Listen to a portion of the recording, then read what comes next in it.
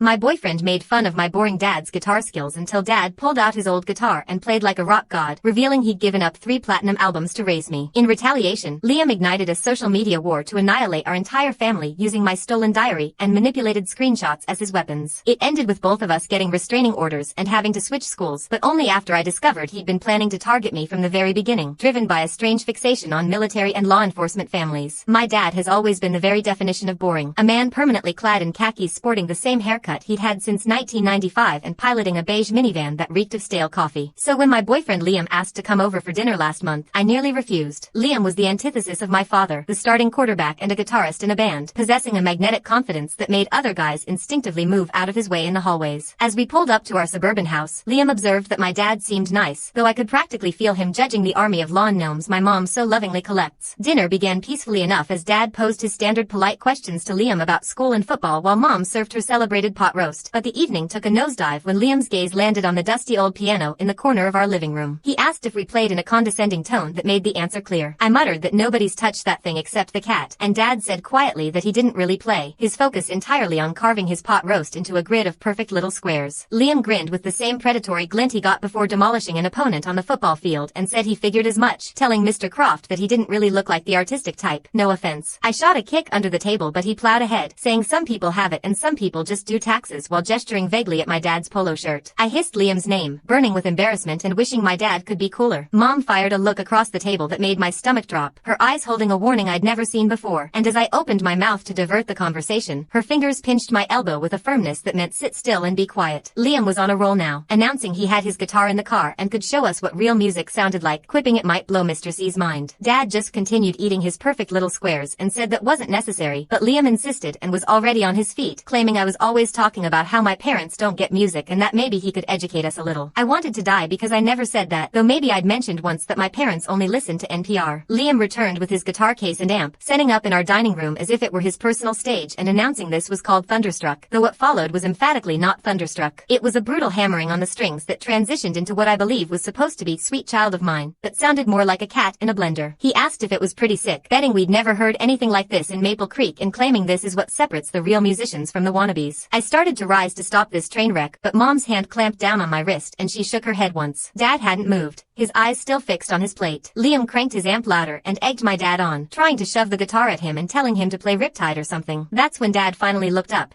his eyes focused in a way I'd never seen, and asked if he was done. Liam laughed, asking if he'd hurt his feelings and saying this is the real world where some of us are built for greatness and some of us are built for data entry. Mom stood and walked to the hall closet, returning with a worn guitar case I'd never laid eyes on that was covered in stickers I couldn't quite read. Dad said her name softly, but she just said play, and opened the case. Inside was a black guitar that looked like it had been through a war, and she handed it to Dad like she was passing him a loaded weapon. I watched stunned as my boring accountant father plugged into Liam's amp, adjusted the settings without looking, and his shoulders went back as his fingers found positions on the neck as if they belonged there. What came out of that amp made Liam's playing sound like a preschooler with a kazoo, as Dad's fingers moved so fast they blurred. The sound was massive and perfect and absolutely terrifying, as he played complex runs and solos I'd heard on classic rock stations for maybe 2 minutes. Still playing, he said that college fund didn't come from accounting, but from 3 platinum albums in the 90s when he toured with legends and gave it all up the day I was born because being my dad mattered more than being famous. Liam practically ran out of our house. I sat there staring at this stranger wearing my father's face as Mom squeezed my shoulder and whispered that now I knew. I didn't know it at the time, but my dad's comments had hurt Liam, and he was ready to use them to destroy our entire family. I watched Liam's taillights disappear down our quiet street while Dad stood in the doorway still holding that battle-worn guitar, his hands trembling slightly as he unplugged from the amp and carefully placed the instrument back in its case where the stickers became clearer. Backstage passes from venues I'd only heard about in documentaries. The silence in our dining room felt heavy as Mom cleared the table and I sat frozen, trying to process what I had just witnessed. My phone buzzed with a text from Liam, just 3 words that made my stomach drop, and I ran upstairs to my room. Through my bedroom window, I watched Dad walk out to the garage and close the door behind him. The next morning arrived too quickly, and I came downstairs to find Dad at the breakfast table in his usual khakis and polo shirt, reading the newspaper like nothing had happened while the guitar case was nowhere to be seen. At school, I spotted Liam's car, but he wasn't at his usual spot, and then I saw he posted something on Instagram. My heart sank as I watched the view count climb on the post showing our minivan with a caption that made my cheeks burn. I found Liam at his locker surrounded by his football buddies, and when he saw me approach approaching, he raised his voice loud enough for everyone to hear his accusations about my family. The crowd grew larger as he continued his performance, and before I could stop myself, I pushed through the students and shoved him hard against the lockers. The hallway erupted in whispers, and someone mentioned my grandfather's funeral from 2 years ago, bringing up memories I'd tried to bury. Liam straightened his Letterman jacket and smirked at me like he'd won something. Zoe found me in the bathroom during second period, and she admitted she needed something from Liam's father for her scholarship application since the coach had connections at her dream school. She looked miserable, torn between loyalty and her future, and I told her I understood even though it felt like another betrayal. Liam texted me during her confession, a message that made it clear he was enjoying this game. I had to choose between confronting him publicly or helping Zoe, so I chose Zoe. While I helped her polish her essay in the library, Liam was busy screenshotting our old text conversations, and by lunch he'd posted carefully selected messages where I'd vented about my parents, making them look terrible out of context. 3 separate disasters hit me during 6th period: a notification that Liam's Instagram story about Dad had been reshared by half the school, an email from my college interviewer who was Liam's aunt, and a text from Mom saying her book club friends were asking about a video. After school, I stopped by Dad's office to bring him lunch and took a selfie with him, my location services still on. Within minutes, Liam's friends were commenting that they recognized the building, so I deleted the post, but screenshots were already circulating. The next day during lunch, I made an offhand comment about Liam's father's drinking, and Liam, sitting 3 tables away, suddenly went pale and started hyperventilating. The cafeteria went silent as he clutched his chest and teachers rushed over while students filmed. By the time the nurse arrived, sympathy had shifted entirely to Liam. That evening at home, my younger brother wouldn't stop talking about how cool Liam was for helping him with football tryouts and didn't understand why I was being so mean to him. 2 days later, I discovered something that made my blood run cold. Liam had left his backpack in my car, and through the clear front pocket, I could see my diary, the one I thought I'd lost weeks ago, with pages of my private thoughts visible. Taking it back would be theft, and Liam would know I'd gone through his things. Instead, I decided to document evidence, so the next morning I arrived at school early and tried to photograph Liam's locker combination. The school counselor caught me and documented the incident as concerning behavior. That evening, Liam's mother called and Dad explained he'd been handling her tax documents for her divorce proceedings, and she needed 3 years of files only he had. The next day, Mom's sister called, reminding everyone about my behavior after my grandfather's death, and the comparison felt unfair but uncomfortably accurate. The school group chat became a minefield where Liam mastered taking my messages out of context to make me look unstable, and 3 different teachers pulled me aside after he reported my Instagram activity as cyberbullying. Everything got worse when I realized Liam still had access to our family Spotify account, and he started playing Dad's old songs at parties, making jokes about Dad abandoning fame for suburbia. 3 consecutive nights without sleep left me exhausted, and I dozed off in 3 classes, prompting teachers to compare notes and the school nurse to call me in to ask if everything was okay at home. Zoe officially withdrew her support after her boyfriend threatened to break up with her over the drama, hugging me in the parking lot with tears streaming down her face as she apologized. The situation reached a new low when someone showed Mom a Facebook thread from the local moms group discussing the unstable Croft girl, her face going pale as she read comments from women she knew. Liam's next move was particularly cruel, claiming I'd accidentally left my diary at his house during a study session, a lie that was perfect because it contained just enough truth to be believable. My college counselor called me into her office and mentioned apologetically that Liam's father was an influential alumnus at my dream school, the implied threat clear. I thought I'd caught Liam in a lie when I proved he wasn't at football practice the previous Tuesday, but revealing this meant admitting I'd skipped SAT prep to verify his whereabouts, and the attendance records damned us both equally. When I smiled with relief, the yearbook photographer captured the moment, which out of context looked like I was celebrating someone else's pain. That evening, Liam sent a text summing up our situation perfectly. We're locked in mutual destruction, neither able to back down without losing everything. Liam's new girlfriend from the swim team started wearing Dad's old band merchandise to practice and quoted lyrics from his songs during team dinners with a knowing smirk in my direction, causing morning practices to become exercises in avoiding confrontation. The college interview arrived faster than expected and Liam and I sat in the same waiting room, our family's intertwined history hanging between us like a toxic cloud as we gave completely contradictory accounts of our relationship to the interviewer, who was friends with both our mothers. My phone lit up with a notification that Liam had submitted his college essay to the school's online showcase, an essay that painted me as an emotionally manipulative girlfriend and embedded my own words, stripped of all context, as evidence of my cruelty. At dinner, my younger brother started asking uncomfortable questions, wondering aloud why I'd made Dad quit music, his innocent repetition of Liam's poison more effective than any direct attack. The next morning, a neighbor mentioned seeing the Ring doorbell footage from our confrontation at Liam's locker, the video clearly showing me as the aggressor, shoving first while Liam simply stood there. The school administration requested a meeting to discuss my pattern of aggressive behavior affecting Liam's athletic performance. I discovered Liam had been screen recording Dad's guitar performance from that night, and the edited TikTok clips he posted made it look fake, with comments flooding and calling it staged. My attempt to access Liam's Google Drive succeeded briefly, and his college essay drafts revealed calculated planning, but he saw the access logs and the next day brought a new post about my stalking behavior. The school counselor's mandatory sessions became part of my permanent record after someone reported seeing scratches on my arms, marks from our cat that suddenly took on sinister meaning. I tried recording Liam's threats during a chance encounter by the trophy case, but he spotted the reflection of my phone in the glass and loudly asked why I was secretly recording him. Another public relations victory for Liam. Mom's carpool schedule became a special kind of torture, as every Tuesday and Thursday Liam picked up my brother while I watched from the kitchen window, my brother lighting up in ways he never did around me anymore. The band teacher, who might have vouched for Dad's musical legitimacy, suddenly became unavailable after an anonymous complaint about his inappropriate interest in student relationships threatened his tenure. Liam's latest social media campaign involved posting throwback photos from our relationship, wearing the vintage band t-shirt I'd given him, and referencing missing better times with the Croft family to garner sympathy. An offer arrived through a mutual friend that Liam would delete everything if I publicly apologized for leading him on about my family, but my refusal was immediately reframed as pride. Everything shifted when I discovered the practice schedule I'd been using to track Liam's whereabouts was wrong, meaning my accusations now looked like desperate attempts to frame him. While searching for more evidence about Dad's past in the attic, we both stumbled upon his old recording contract, which revealed he'd walked away from a multi-million-dollar deal the day I was born, with a handwritten note that read, "Chloe born today. Easy choice." Liam spun it as more evidence of Dad's selfishness. My carefully collected screenshots of Liam's obsessive behavior backfired when examined closely, the text showing a boyfriend asking normal questions that made my narrative of stalking look like projection. Mom faced an impossible choice when 3 therapy clients asked about the family drama, and she chose to limit her public involvement, a decision that felt like another betrayal. I created fake social media accounts to monitor Liam's posts and influence the narrative, realizing I was becoming exactly what Liam accused me of being. A chance encounter at the grocery store let me plant seeds of doubt with Liam's mother by expressing concern about his stress levels, a small victory that was undermined when Liam posted about my harassment of his family members. The old iPad backup contained deleted texts from happier times, but accessing them required using our shared Apple ID before Liam remembered to change it. Liam's father emerged as a new threat when he made his position as the football coach clear, implying he controlled my brother's playing time and future prospects. The championship game arrived while I was across town trying to intercept Liam's latest scheme, and my brother scored the winning touchdown with Liam there to celebrate with him. The photos on social media showed them embracing on the field while I was notably absent, and my brother's text later was brief but devastating. Liam showed up when I didn't. Financial pressure mounted as I maxed out my credit card on data recovery services while Liam dipped into his college fund for legal consultations. The fall festival became a battlefield when our heated exchange at the face painting booth traumatized children waiting in line and made the local Facebook groups. My National Honor Society position evaporated after a vote on conduct unbecoming of a member, and Liam's new girlfriend was appointed as my replacement. The night I slept in my car marked a new low after my parents' argument about my obsession with Liam echoed through the house, and Liam's post the next morning about being concerned for my mental health included a photo of my car in the lot. My grandmother's tearful call to stop destroying Dad's sacrifice hit harder than any of Liam's attacks, her words echoing as I realized how far I'd strayed from protecting my family. The investigation into Zoe's mother's workplace began because of my inquiries about Liam's alibi, and Zoe's text about her mother crying because of my actions felt like a knife between my ribs as the collateral damage kept expanding. The stress of the investigation combined with their daughter's involvement led Zoe's parents to consider separation, the stable family that had been my second home fracturing because of my relentless pursuit. Dad's question during a quiet moment in the garage about whether Liam might just be a hurt kid and if we were both victims of our own insecurities was too painful to fully consider. My public admission about lying to spy on Liam was meant to restore credibility, but instead provided more ammunition for his narrative. The TikTok videos I'd posted mocking our boring family dinner surfaced, my own words proving I'd started the cycle of disrespect. School lawyers sent a formal cease and desist letter after Liam's family threatened legal action, and my parents had to hire their own attorney, canceling their 25th anniversary trip to cover the retainer. Liam's revelation during a mediated session was that he wanted my family to accept the real him after years of feeling inadequate, and his revenge stemmed from genuine hurt mixed with privileged rage at being dismissed. I felt myself changing, becoming calculating in ways that frightened me, the transformation feeling necessary but coming at the cost of recognizing myself. The evidence of Dad's rejected reunion tours came from his former drummer, who contacted me after seeing Liam's posts, offering documentation of 3 separate times Dad had declined lucrative comeback opportunities to attend my science fair, a dance recital, and my middle school graduation. I printed everything, drove to Liam's house at dawn, and slipped the envelope under his door. The lawsuit documents from Dad's bandmates I found in Mom's filing cabinet painted an even clearer picture, showing Dad had paid $47,000 from his retirement savings to settle their claims when he quit, the monthly installments coinciding with him taking a second job doing taxes. Mom discovered me reading the papers and showed me more letters from Dad to record labels begging for release from his contracts, one mentioning missing my first steps and another describing the guilt of performing while I I had pneumonia, with the final letter simply stating his decision was final. Liam's overconfidence became his downfall during a school assembly when he casually mentioned exaggerating some details about my family for effect near an open microphone, and the entire auditorium heard his admission. I received the videos but saved them to a flash drive with all the other evidence, my hands shaking as I sealed it in an envelope with Liam's name on it and included a note explaining I was choosing not to destroy him to end the cycle. Monday morning arrived gray and drizzling for the mediation session, the room feeling too small with both our families present. Liam's mother sat rigid next to Mom, Dad wore his usual khakis with a blazer, and Liam's father checked his phone repeatedly. The mediator reviewed the stack of complaints, noting both Liam and I looked terrible, having lost weight from stress. Zoe's family arrived halfway through, her mother's eyes red from crying. When the mediator asked for our versions of events, I slid the envelope across the table to Liam, his hands trembling as he found the flash drive and note,